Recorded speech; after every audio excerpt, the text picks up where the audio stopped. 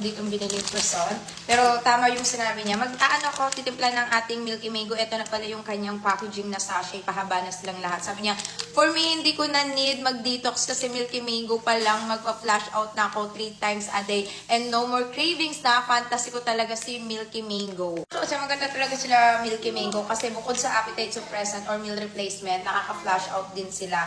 Kasi dati talaga guys, may mga iba din nagsasabi sa akin na ang lakas daw maka-flash out ni Milky Mango. Kasi ito talaga iniinom niya dati pa and hindi siya nagugutom dito and nakakapag 1 meal a day siya because of this.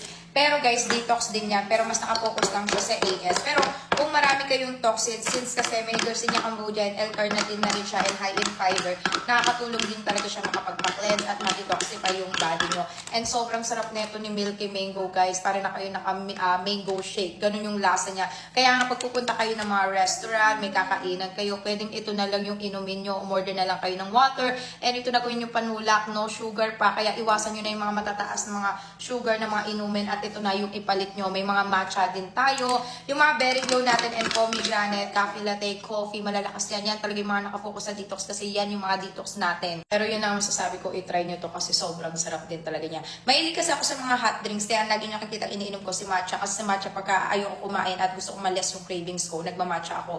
Pero pag sa gabi, si pomegranate or berry glow yung iniinom ko. Actually, pwede nyo nito inumin bago kayo matulog para pag gising nyo, flash out agad yung mga toxin nyo. At ang sarap gumising ng hindi ka bloated mga madam kahit puro ako mukbang.